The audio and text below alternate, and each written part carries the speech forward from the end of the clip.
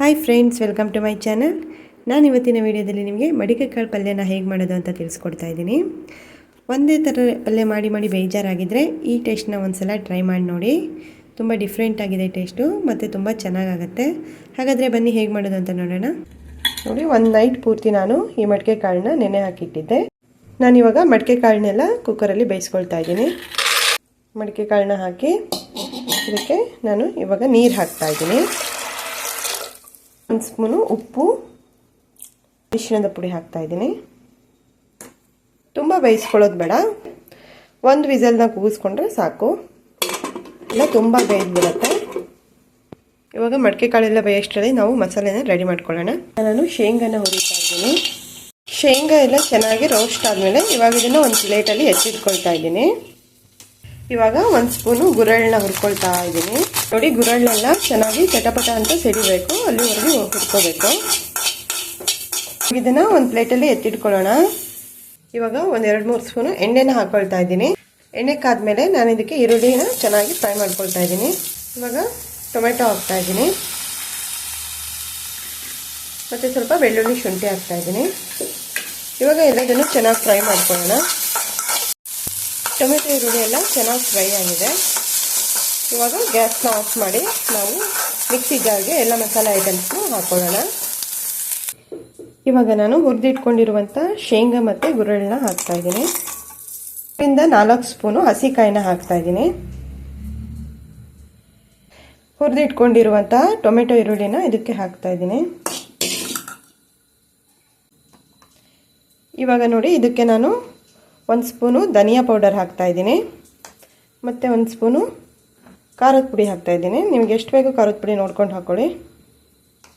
ಇವಾಗ ಇದಕ್ಕೆ ಸ್ವಲ್ಪ ನೀರು ಹಾಕಿ ಗ್ರೈಂಡ್ ಮಾಡ್ಕೊಳ್ಳೋಣ. 1-2 ಸ್ಪೂನು ಎಣ್ಣೆನ ಹಾಕ್ಕೊಳ್ತಾ ಇದ್ದೀನಿ. ಎಣ್ಣೆ ಕಾದ್ಮೇಲೆ ಇದಕ್ಕೆ ನಾನು ಈರುಳ್ಳಿನ ಹಾಕಿ ಚೆನ್ನಾಗಿ ಫ್ರೈ ಮಾಡ್ಕೊಳ್ತೀನಿ.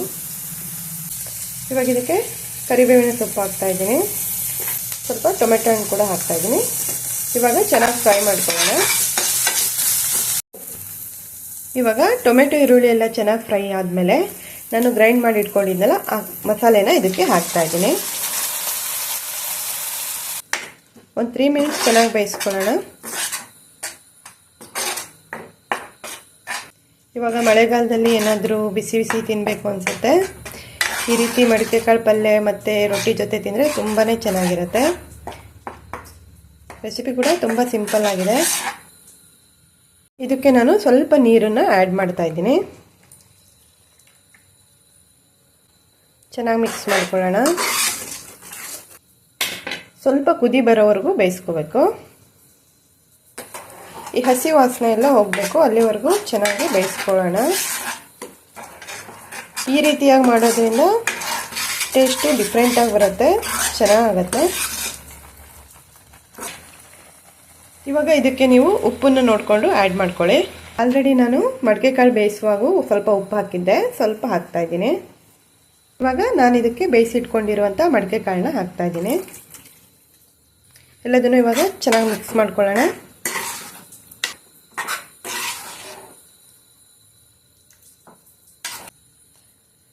ಲಾಸ್ಟಲ್ಲಿ ಇದಕ್ಕೆ ನಾನು ಸ್ವಲ್ಪ ಬೆಲ್ಲನ ಆ್ಯಡ್ ಮಾಡ್ತಾ ಇದ್ದೀನಿ. ಬೆಲ್ಲ ಹಾಕೋದ್ರಿಂದ ಸ್ವಲ್ಪ ಟೇಸ್ಟ್ ಚೆನ್ನಾಗಿ ಬರುತ್ತೆ. ಸ್ವಲ್ಪ ಕೊತ್ತಂಬರಿನ ಹಾಕೊಳ್ಳೋಣ. ಒಂದು 5 ಮಿನಿಟ್ಸ್ ಚೆನ್ನಾಗಿ ಬೇಯಿಸ್ಕೊಳ್ಳೋಣ. ನೋಡಿ ಫ್ರೆಂಡ್ಸ್, ಮಡಿಕೆ ಕಾಳು ಪಲ್ಯ ರೆಡಿ ಆಯಿತು. ರೆಸಿಪಿ ತುಂಬಾ ಚೆನ್ನಾಗಿದೆ, ಟೇಸ್ಟ್ ಅಂತೂ ತುಂಬಾ ಚೆನ್ನಾಗಿ ಬಂದಿದೆ. ನಿಮಗೂ ಇಷ್ಟ ಆಗುತ್ತೆ ಅಂತ ಅಂದ್ಕೊಂಡಿದ್ದೀನಿ. ಒಂದ್ಸಲ ಖಂಡಿತವಾಗ್ಲೂ ಈ ರೆಸಿಪಿನ ಟ್ರೈ ಮಾಡಿ, ತುಂಬ ಚೆನ್ನಾಗಿದೆ.